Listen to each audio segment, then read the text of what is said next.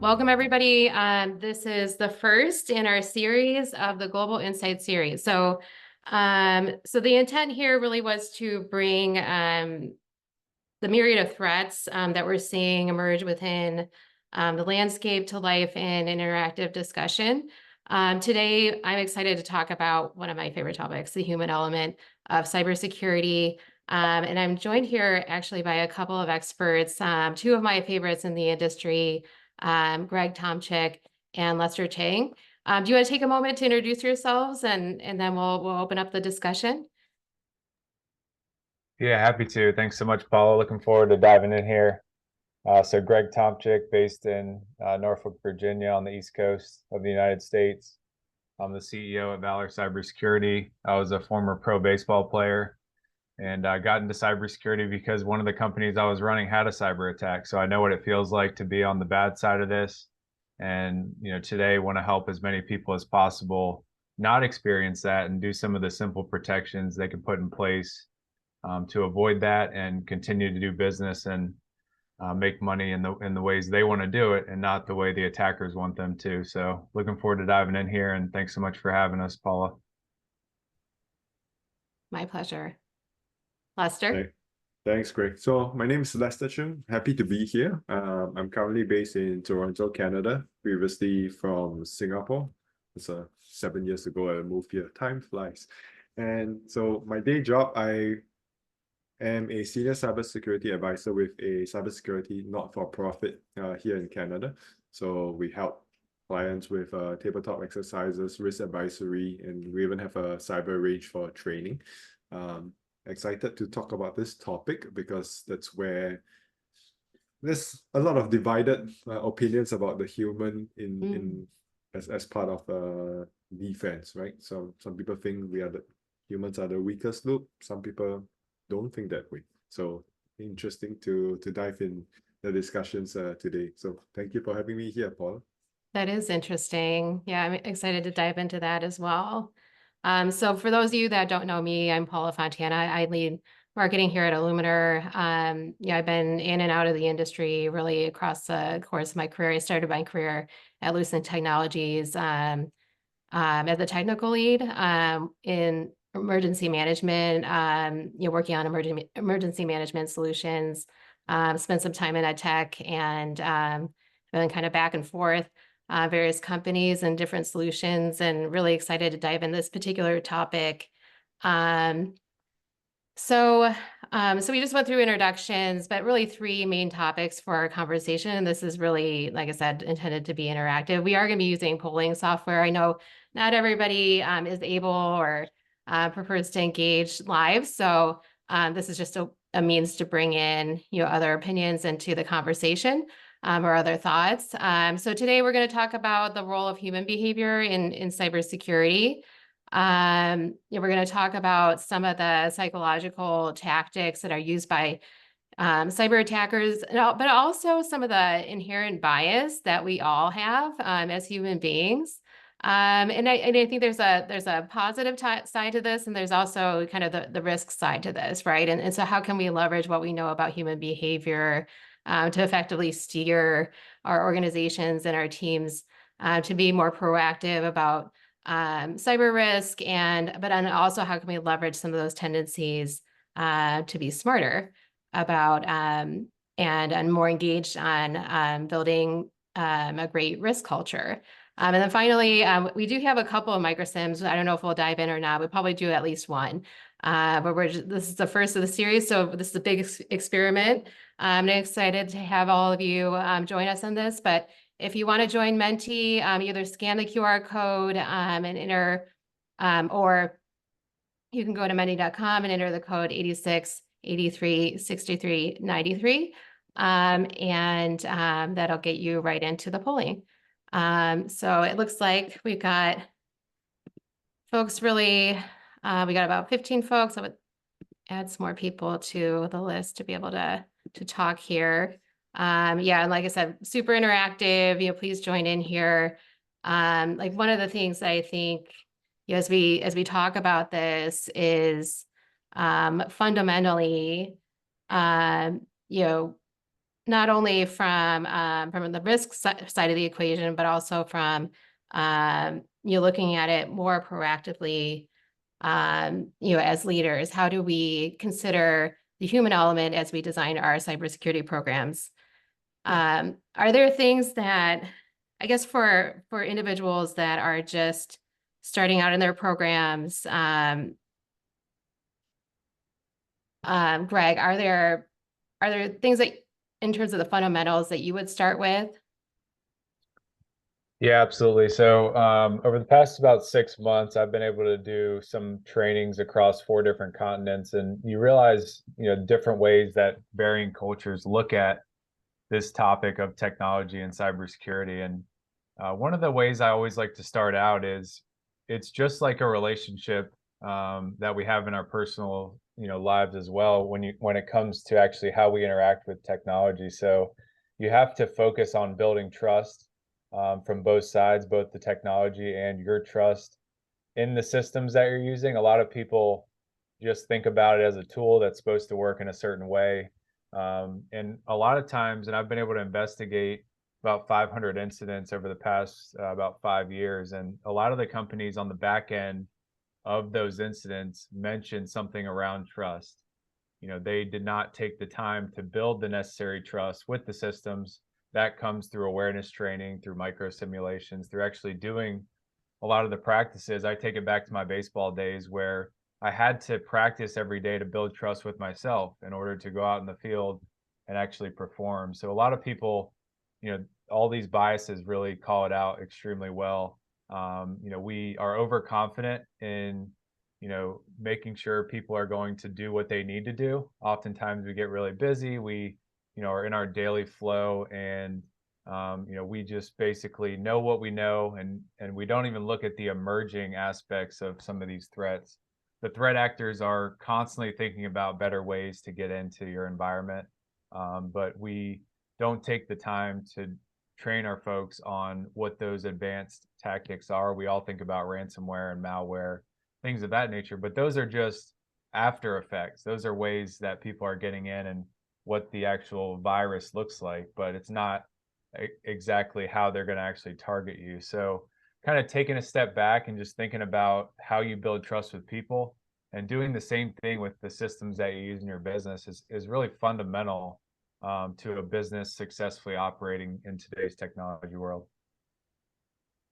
Lester, how do you look at some of the basics there? I mean, I think what Greg called out there in terms of establishing a culture of trust is something that we hear consistently when we're working with our clients. But what are some of the key considerations that you have when you work with your clients, when you work with organizations that are building a strong security culture? Yeah, I think one of it is some of the strong beliefs that they have of technology security.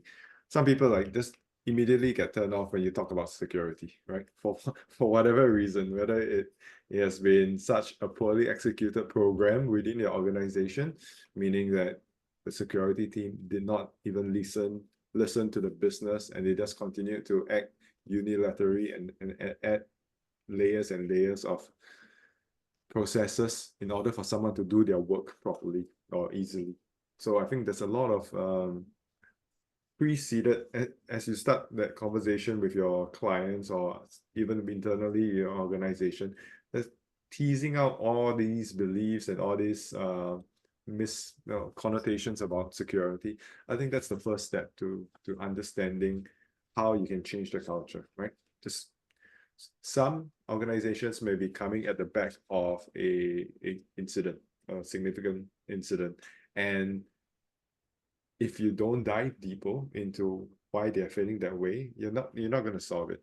For example, if they have spent millions and millions of dollars installing the top grade tools, yet they still got breached, and you come in and you try to introduce new tools, obviously they're not going to be receptive to whatever you want to talk to them about. So I think that's important to understand the environment and the current beliefs through a lot of their experience, whatever experience they have with security over the last period of time, that will give you a lot of clues of what has worked, what has not worked, and you'll start to see the psyche and why people behave positively and or negatively towards security. Yeah, I mean, making it relevant to them. Yeah, I think that actually that was one of the we've got complacency, mistrust, ease of use. I think one of the things here that we called out on this slide is really about people people inherently will kind of pull in information about those very recent or very memorable events. I think they'll also look for information that confirms what they already know. And so when you're engaging with people, finding a way to tie it into how it's relevant to them, or how because in a lot of these cases it's about inherently changing their perspective on the importance of this, why this needs to be a focus, or even I think one of the big observations coming out of very recent conversations, specifically around AI, but I think it's broader than that, is as we navigate this, fast changing world, like how can we effectively adapt in such a way that meets the risk? Because in a lot of cases, I feel as though it's evolving and much more quickly than we can adapt as individuals. How would you, as leaders in cyber, how do you help your organization adapt in light of some of these cognitive biases and heuristics that are really designed, like our brain is designed to help us adapt more quickly and make fast decisions, but in some cases that can actually work against us? Yeah, no, absolutely. I think the first recognition as a leader is cybersecurity is an uncomfortable topic to talk about, because oftentimes people in the organization feel monitored because the leaders are trying to make sure they're protected. And with that, you have to monitor people in your organization. So I think it really starts from the top. So we typically start with the CEO, the COO, to see if they even care. If they don't, then they need a little bit of working with to kind of get to that point where they see the light, without having an incident. Oftentimes the CEO, the COO, the CFO don't care until they have to spend $1 million on a cyber incident. Then they start caring because of the dollar amounts, which is a little bit false. So we always start with cybersecurity is not a comfortable topic. It's almost like talking about mental health as a CEO to your folks. And then, mentioning it in your quarterly or weekly meetings with your team. Here's what we're doing from a security standpoint. You almost have to have pride as a leader in the progress that you're making. And when your people see that, they are able to say, the company cares about it. They're paying my paycheck and helping my livelihood. This is something that I'm now incentivized to help with. And you hear a lot of people talk about security champions.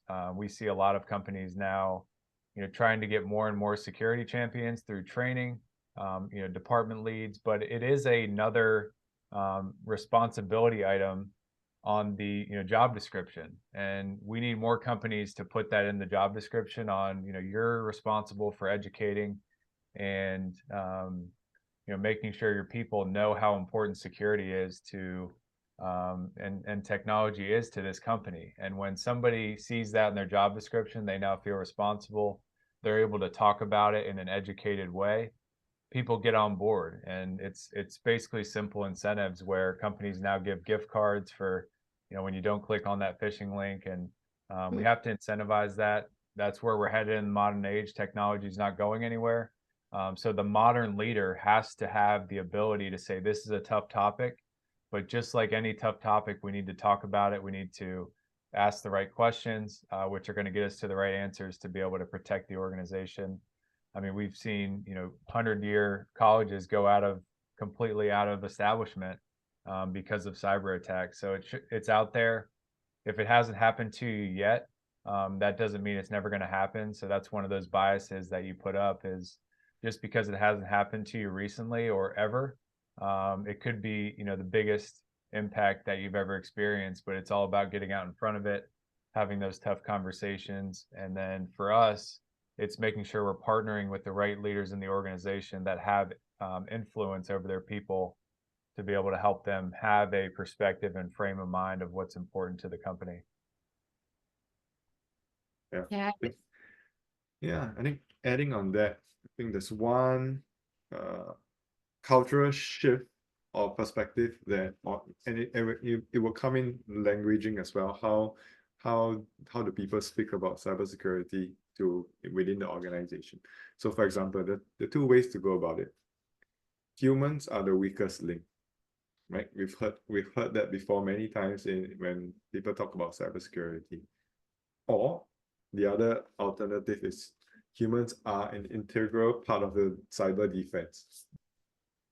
How that plays out, I mean, the first one, if that's your battle cry in your cybersecurity strategy, how do you think your employees we're gonna feel and gonna be engaged if they are constantly being told that they are the weakest link in the entire defense chain?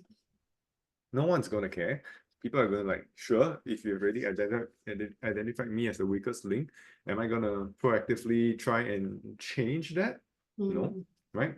I'm going to more likely or not conform to your beliefs of me, right? Because it's easier. Humans are lazy.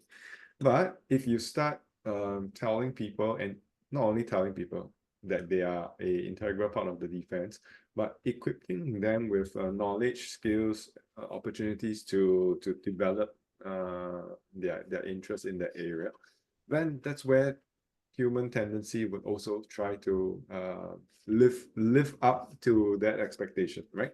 I'm now, one, I feel involved in the entire defense of my organization. Two, I've been told and given the opportunities, training, exposure, knowledge to be able to perform that role. And that's where I think you will see that engagement rises and people are a bit more invested in the defense of the organization.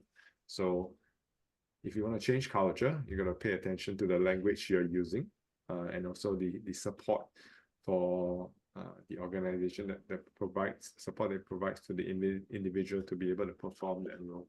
So it's very subtle. We may think that it's not important, right? Humans are the weakest link. I guarantee you everyone has heard that before. Does that help the organization? No. It helps the vendor sell a product, maybe. But it does not help internally if you're trying to build a strong security culture. I love that. I've never heard it articulated quite that way. But yeah, the words we use matter. And, I think the way in which you reach people or inspire people to step into that role really matters. I'm curious about, some of the thoughts that people had submitted in Menti. Anyone want to speak specifically to what you see as some of the key human tendencies that play a role in our vulnerability to some of these attacks? Yeah, I think the complacency is one, right? How many emails we get a day? I don't know. You get bombarded by on a lucky day, hundreds of emails. And with that pressure to complete your task, that gives rise to opportunities where humans tend to take the easy way out. And yeah, so I think complacency is one. And a lot of that also people would start to think about this. Things change is difficult, right? People always stick to, okay, this has always been done this way. Why are there so many more layers now? If you don't take the time to explain and include that in your change management process and socializing the reasons why there's a required change in the way we do things, then people are going to try to find the easiest way out of it, right? There's loopholes, whether it's shortcuts, And they will continue to do that if they don't understand why additional protection, additional measures are in place for what's the reason. Yeah. So we don't address the why towards within your change management process, and we just keep layering new procedures, then it's going to be whatever perceived outcome of your changes that you expected to have, you're not going to experience it, right? Because you didn't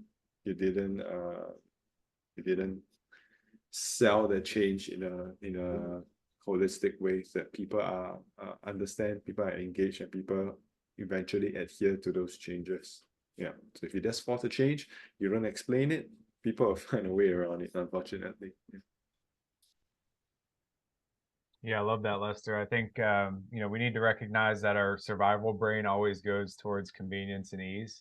And people are always trying to find that next thing that's going to save them a couple hours. The 4-hour work week. There's a lot of things out there that people are trying to constrict their activities down, which it all goes back to our routines. So, we depend a lot on our familiar routines that we go through every day, and that's what the attackers know we're all doing. So, and they can see that stuff from the outside, but I always say somebody has to let them in the front door, and that just goes back to the human element. Is if you're constantly going to lunch at the same time, then they know when the door is open, and we have to kind of think about how to shake it up. And I think that goes back to Lester's point on, if they understand the why behind why the company's protecting themselves and why they need everybody to be adaptable, then that gives people a heightened sense of awareness to say, the company's trying to help you be convenient and keep things easy, but at the same time, there's going to be things that come into play that require you to be a little bit more adaptable. And that's really training just like a muscle. Yeah, and can you expand on that? Because I know we've talked about that in the past, Greg, in terms of how you think about the importance of building that muscle memory of response and getting more embedded in the business. How does that change and help to overcome some of these biases, do you think? Yeah, definitely. It's definitely a good starting point. We always like to say, if we have an overconfident executive team, actually going in and doing some of the tests on their people to kind of show them how it maps back to money. So you have to find out what's important to people, and then you continue to exercise it, like micro simulations, like going through periodic penetration vulnerability assessments. All of these things keep us aware that we're not bulletproof. We're not injury proof. For me as an athlete, I always, you're always like, I'm never going to get injured, because my ego gets really big and I'm feeling good, but then you get injured and you're like, oh crap, now I need to kind of bring my ego down and really train myself again, in order to be injury resistant. And I look at that as being cyber secure or cyber resistant in today's world, which is really, it's that fundamental human need to feel protected and safe, which a lot of people they lack the awareness to know that they're not protected and safe, which is scary. But once we get executives to really integrate that into their words, like Lester said, which is how you describe why we're doing this, people start to kind of raise an eyebrow, and then they start to come to the executive team and say, hey, how can I help? What are we working on that I can plug into? Because this should be 3, 4, the numbers on the priorities of the company, this should be near the top.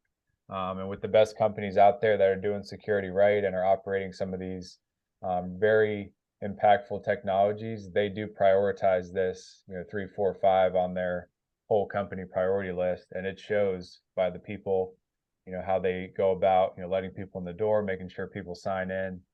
It starts from the beginning, but people have to understand that process of how people can get in, and that's what micro simulations, penetration tests, things of that nature really shine a light on, which help everybody kind of be able to cut through some of these biases and kind of retrain their brain, back to the training component on what their daily thought process should be like, which is very hard. It's not an easy process, but it's well worth it from both a monetary time standpoint, and it creates a lot of conveniences at the end of the day. But we have to get through that initial cloud that initial toughness, in order to get that muscle, that brain, the collective community, into that better mental state. Yeah, I know, Lester, you popped a question in the chat. Just curious about what others have experienced in terms of rolling out their programs. I brought up this slide. I always think this is a very interesting story, very telling in terms of the direction that we're headed from a threat perspective. But many of you probably heard this story in Hong Kong. There was a finance worker that ultimately ended up paying out $25 million after a video call with a deep fake of the CFO. There was another story, I think I've got it here, or it's not. And I want to say this was in Maryland, correct me if I'm wrong, whereby the athletic director of a school deepfaked the principal. And that to me speaks to the democratization of this technology and how effective it is in emulating real life people, right? And in such a way that, it convinced a community that this particular principal had said some, had made some comments, some discriminatory comments, in a very diverse community and so on and so forth. But I think both of these very realistic. I think, when I think about this, it's not just you getting a text from your CEO looking for gift cards or clicking on an email link, right? Like we're, rapidly entering territory where, people are emulating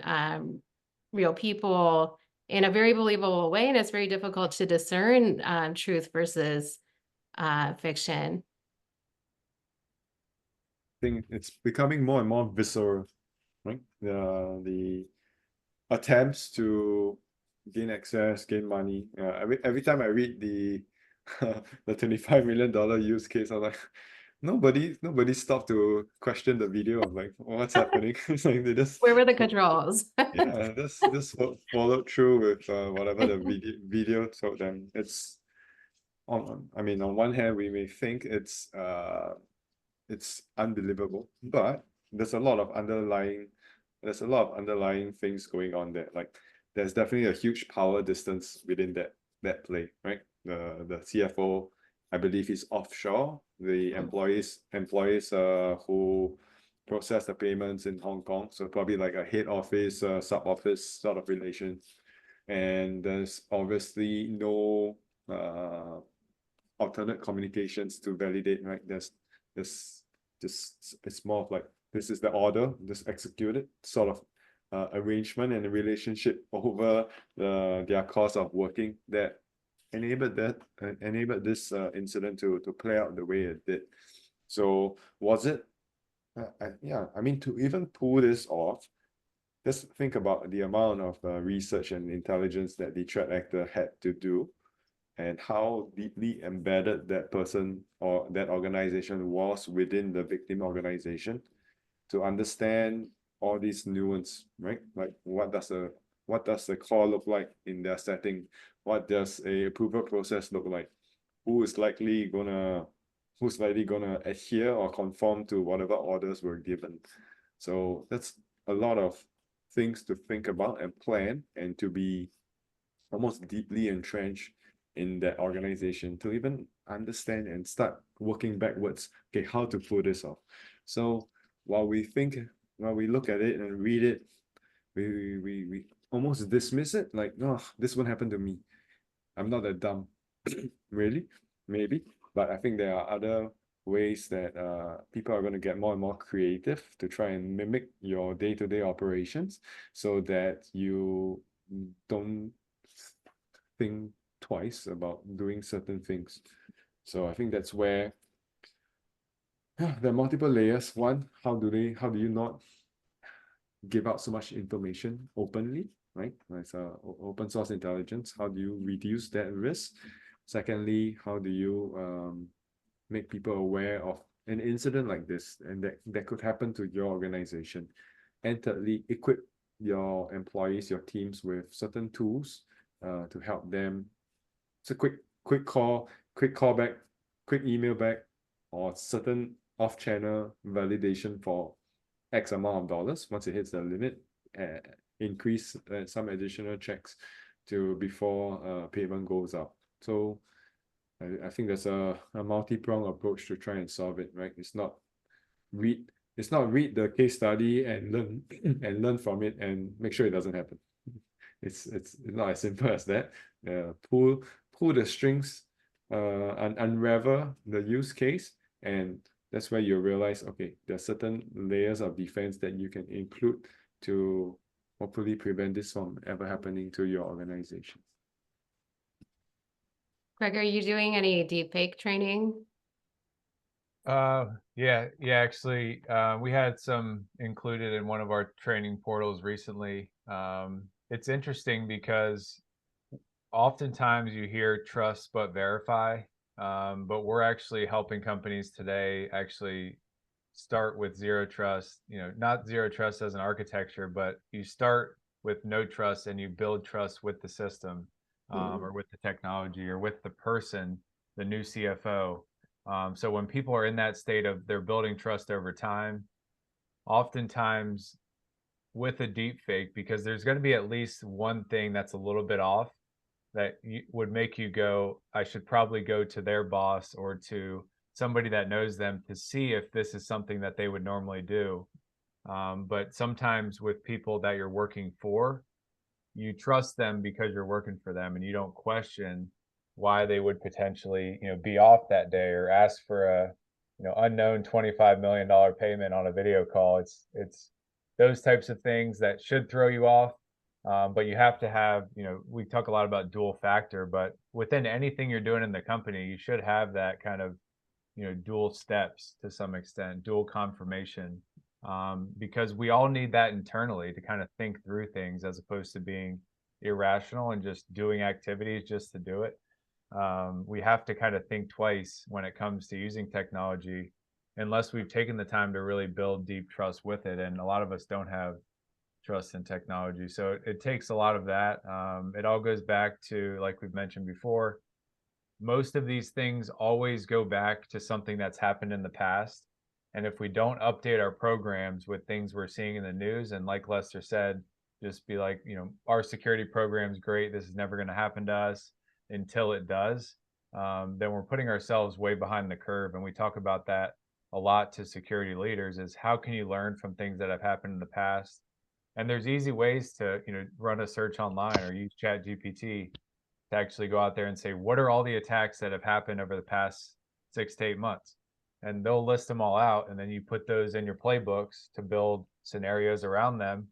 You exercise those, you're a step ahead. But a lot of times it's the leadership thinks you spend $1 million on a program, you develop all these great policies and procedures, you train your people annually, and everything's going to be hunky-dory and great. And it's proven time and time again that even these protected organizations that have some of these processes in place still are not learning from these deep fake instances, and even questioning emails. When a CFO emails you and says, hey, I need 5 million sent to this partner, if somebody doesn't question that, there's a fundamental issue from a culture standpoint, and that's something where leadership really needs to step in and address it before it becomes kind of that what we call the money bleeder, where it's just constantly people getting in their environment because now you're a target within the dark web, and you're known as somebody who has weaknesses and does not second guess or does not question why somebody's in the environment. And that's pretty scary.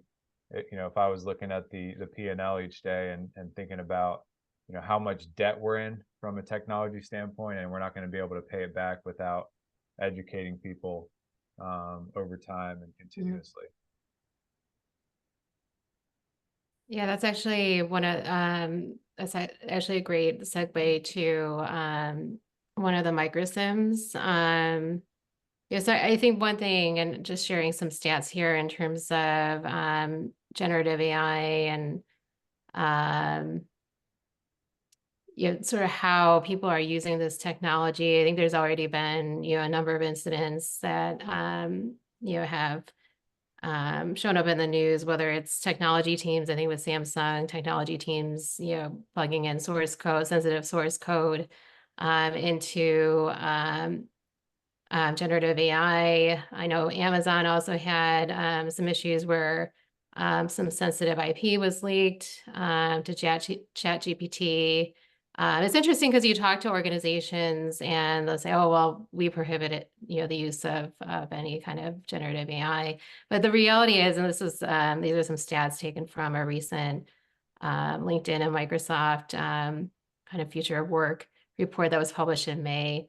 75% of people are using AI at work, and 46% of them just started using it within the last 6 months. And if you look at these stats, I know this is a little bit of an eye chart, but a lot of it is bring your own AI. And so this is AI potentially on their own personal devices, right, where it's limited or restricted. People see this as, a major way to bolster their capability at work. And so I think the reality is, I'm just looking for some of the stats, like 90% say AI helps them be more productive, 85% say that it helps them focus on their most important work. So this is definitely not going away. I think the reality, when you look at that from an employer perspective, is like, okay, so how do we proactively develop policies that are going to be instructive and at the same time, like acknowledging that people are going to use the technology. Carol, at least 46% of us paid little to no attention more than 6 months ago to AI. I mean, that's very true. It's like something that's been happening in the background for a very, very long time, right? And we use, you want to chime in here, Carol? Yeah, I mean, it's just this year, really, since the holidays, that all of a sudden it's like everyone came back from Christmas holiday, and it was like, oh yeah, everyone needs to do AI. It's like, what? What's AI? And not what's AI. I mean, most people knew what the term meant, but Right. what do we need to do with it? How do we do it? And all of a sudden, it became like the biggest topic ever. And Yes. but honestly, think about it. A year ago, I know it says less than 6 months, but a year ago, this was not on a lot of people's radar Yes. at all. Exactly. So, and so I'm speaking to your 46% quote, your statistic there. It's absolutely true. Yeah. And 75% that are already using it may not be using it intelligently, Yes. because they may be getting caught up in bad AI, if you know what I mean. The dark web AI kind of stuff. And so that's kind of scary, because that can just open up all kinds of vulnerabilities.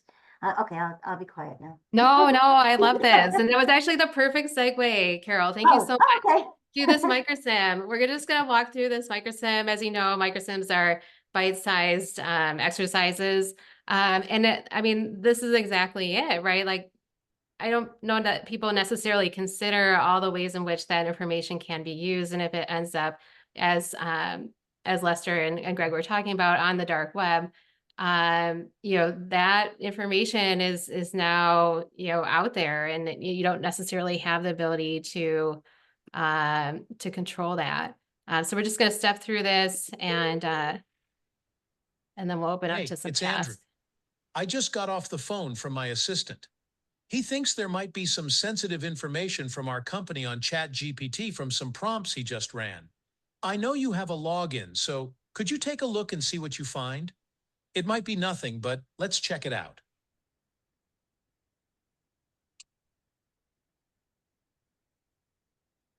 Oh, that's not good.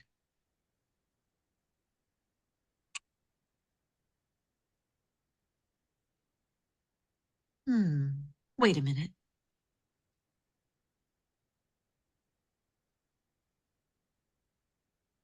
Okay, we definitely have a problem here. Hey, Andrew, we definitely have a problem here. I found some sensitive company information on ChatGPT, but the bigger concern is WormGPT. There's everything from transaction data to personal records, social security numbers, and highly confidential legal documents available for anyone to find. We're going to need to escalate this immediately. So Carol, building on what you were talking about, many of these sorts of scenarios weren't really part of our plausible, catalog, right? Up until very recent history. And so, especially as we work within our organizations, we're all kind of influenced by that recency bias, or that, that tendency to kind of maintain the status quo, or think the status quo is adequate. These threats are continuously evolving. In that particular scenario, where would you start from a response perspective? I think it's funny, right? If let's play out this scenario. If you bring this to an executive, if they're not familiar, or if you haven't had a discussion about what to do with information out there that's exposed, what are they going to say? I want the security team to take that information down. It doesn't work like that, unfortunately. So I think through all these micro simulations, whether it's exercises, table, that's where you start to discover people's preconceptions of what can and cannot be done, whether it's capabilities, whether it's restrictions, whether it's legality. That's where you start to find out, I think, two things. One, you start to align people's expectations and capabilities, right? You bring to the table what can be done, and then so that it helps everyone who's responsible to respond to such an incident understand that some things are out of our control. We don't have control over what's out there in the web. Some we do, most we don't, and therefore it quickly takes away what were previously known as options. Those are non-options. That helps organizations focus about, okay, what's within our control, what can we not do. So that leads to, I guess, the second point about trying our best to find the source, who's feeding the information to in this case, ChatGPT and Worm GPT. How do we take that data set, sort of like make sense of it, analyze it, okay, which department has access to such information, and then you dive deeper into who has access to the information, and then you match it up with certain logs to go who has accessed those logs and data over, depending on what period of time you want to start that investigation. I think that's where, I think those two approaches would help. Yeah, one of the things we always train companies on is assume breach. So in this case, they are now assuming the information is already out there. Most of the time you go to how can we delete that information? There are companies out there, data erase companies that you can get on a contract with, and quarterly, monthly, they can go out there, look for data and try their best to delete it online. But it's just like telling someone a secret. You can never take that back. It's always going to be outside of yourself, and at that point it's out of your control. So we always assume that all the information that the company values is out there. What do we need to do to either erase it, prevent it from taking place, or prevent it from getting in the wrong hands? And sometimes, that is taking it offline. It's putting it into cold backups. It's kind of taking it out of the internet world if it's that sensitive. And sometimes that's hard to do with the conveniences of QuickBooks and SAP and some of these other softwares that have everything the company values. So a lot of it is really just minimizing what you're putting out there.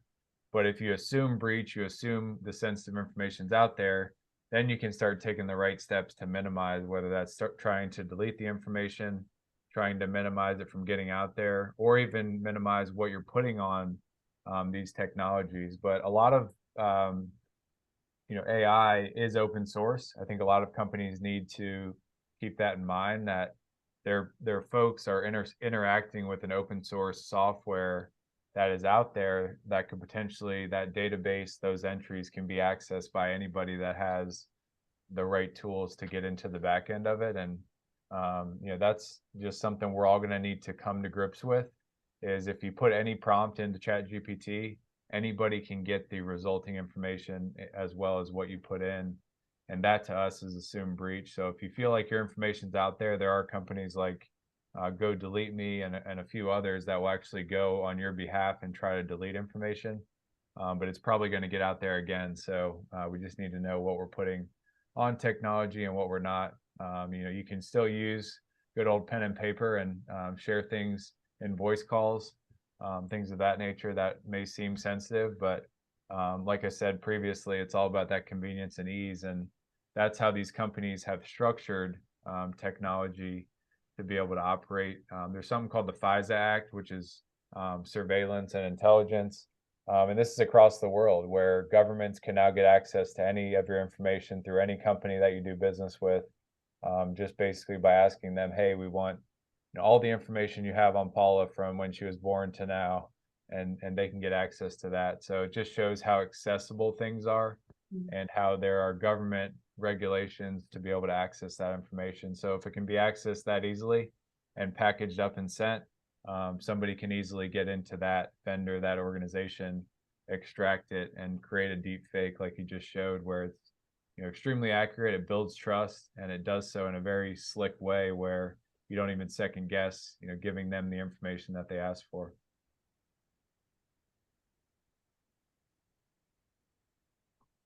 Yeah, it's definitely an interesting scenario, and like you say, once it's out in the wild, it's it's not easy to get back. Let's talk a little bit about the potential for leveraging gamification. We just went through an example of one, right, in the form of a microsim. That's not the only way in which you can leverage some of these heuristics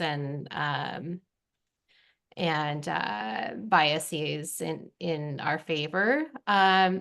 But yeah, just curious about some of the ways in which you've leveraged gamification, or maybe some of these tendencies that we have. This might be a little bit of an eye chart on the screen here, but we can also leverage some of those same tendencies to our advantage, in that to really engage people in what they should be doing from a security culture perspective, really through the lens of what Lester was talking about earlier.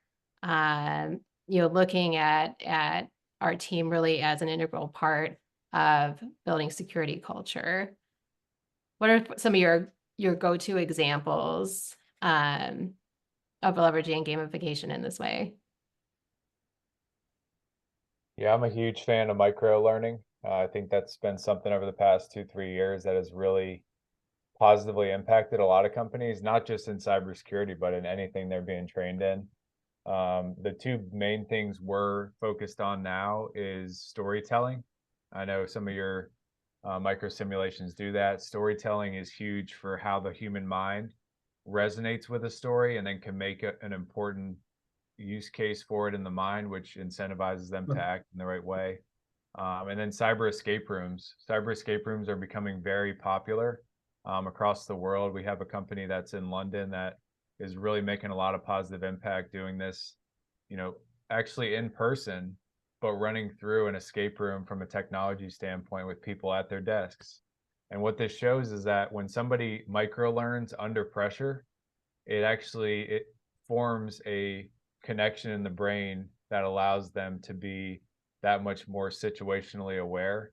And when we're more situationally aware, we can react and respond more effectively. And those are really three really exciting things that we're seeing. And those cyber escape rooms, people love the in-person escape rooms because it's under pressure problem solving, which is a human innate desire. But these escape rooms, along with storytelling and doing that in a micro learning fashion, I think are the trifecta of effective training with where we're at today. Yeah, Carol's in the chat saying how much she loves the cyber escape room idea. I think we need a field trip there. Yeah, no, it is really a good idea. It's a genius idea for a lot of companies to consider doing something like that. It would really open the eyes of the people that need to know, I think. And there's a lot of them that need to know. Yeah, And sounds like escape rooms are fun. I mean, they can be fun, but they can be very educational too. sounds like a You good, find out where your vulnerabilities and weaknesses are, and not just the human factor, but yeah, that's cool. yeah, sounds like a good team building event as well. Absolutely. I think one of the things, maybe not gamification specific, but when you will realize when you ask cybersecurity questions to a large group of people, nobody asks questions, right? Because nobody wants to come across as not knowing what may seem very basic, right? So I think that's where gamification comes into play, whether it's an individual learning, it gives them the opportunity to be vulnerable about what they really don't know, and they don't want to admit that they don't know. So I think that's going to be useful, that personal touch of, okay, let people explore and learn on their own, and instead of always in a group setting. So I think that's where gamification can play a huge role, and I think it will continue to be more and more important, because a lot of bias right now, when probably more from the senior leadership in large corporations, especially when they hear of gamification, they don't equate that to effective training right now, right? Because they didn't grow up with learning via games. They grew up by whatever school of hard knocks, and they are in their position like, no, don't talk to me about games, we're at work. So I think as the generation change, the leadership changes with the generation, and the new generation of leaders grew up with learning through gaming. I think that's where this would really take off, and people would they go past the stage of understanding it as a concept, right? It becomes embracing the concept. Right now, I think we're still struggling with people understanding the concept, and therefore it hasn't taken off as much as it should. So as the generation of leaders change, I think that's where we would naturally see an increase in this as well. I think there are ways to gamify things without it being inherently obvious that you have. And I think a lot of it has to do with you capitalizing on just a very good understanding on what motivates people, what engages people. Many of our favorite apps that we use at work and in life, use elements of gamification that are designed around like these inherent kind of triggers and kind of ways of seeing the world. Some of my favorites from this list, the endowment effect. People will tend to ascribe more value to the things that because they own them. People also tend to ascribe more value to things that they've worked for. So I think having, leveraging some of those levers to be able to bring people into really like more of that ownership role. As Lester, you were talking about earlier. Some of these are interesting. People remember uncompleted or interrupted tasks better than completed ones. That was a new one to me. So finding a way to engage and re-engage, right? Or deploying training in multiple sorts of settings. At Illumina, we have multiplayer and single player capabilities. So you can engage people in group settings or on an individual basis. I agree with you, Lester, that sometimes when you're exploring scenarios individually, that can send you down different pathways than if you were exploring with a group, which is a good thing, right? And that there's value in kind of deep diving on your own, but then also hearing others' perspectives, and that status quo bias, as we talked about. Nudge theory is pretty well known in terms of how do you design an environment that helps people make the right choices more naturally. So I think all of these are really interesting examples of how we can design our programs. And Diego Brian Chaplas de francés. No está disponible. Hi, Diego. All right. So I guess in closing, I know we've only got a couple minutes left. If there was one thing that you think this group should take away from this session, what would it be? Yeah, I think that this is happening to everybody. A lot of people don't see it behind the curtain, but I think Lester and I can both attest to that. This is happening out there because we're the ones that get calls when the bad does happen. Everybody says if, it's not a matter of if, but when. We all hear that too much, but I think it's just taking a step back and realizing that, this is a difficult topic. We need to find ways to simplify it. My biggest breakthrough, recently with a lot of my clients is matching up the psychology that many of us know as human beings that's innate, that kind of can be transferred into cybersecurity from an actual operating model, and just keeping it that simple, that we're all in it to protect the business, protect ourselves. And how do we go about doing that, and kind of putting all the technology buzzwords and some of the complexities of this term cybersecurity, and just making sure it's, what can we do easily to make sure we're all minimizing bad things from taking place. And a lot of that comes back to the psychology elements that we all know, having standards, trusting ourselves and the people that we do business with, and, really thinking through having that two-factor thought process that we often have in our personal lives when we're considering walking across the street and looking both ways. Just simple things like that we can all use to kind of gamify how we operate in our business world. And if everybody walks away with that, I think we're all a little bit better off than we came in. I love that. Simplification, making it easy for people. Yeah. Lester, what would you add? I think there's a risk or danger that people may feel helpless, right? Like whatever you do, however millions you spend on your program, you're still vulnerable. And I think that's a real danger in feeling that sense of helplessness. And yeah, so I think we need to know that it's not a hopeless game here. I think we have to be aware that all the things that you put in place is to make life difficult for the attacker, right? And the more difficult it makes it for the attacker, it's gonna benefit you in the long run. So I think just being aware of that risk of feeling helplessness is gonna be important, because once that permeates through your organization, it's going to be very hard to recover from, right? Everyone's going to be disengaged on, okay, why are we doing this again? There's no point. Why are we spending more money? Why are we going through this training? And it can spiral very quickly downwards. So I think just being aware of, once you get sense of that murmurs of that, I think to snip it as quickly as possible. I think that's important for your security program to be successful.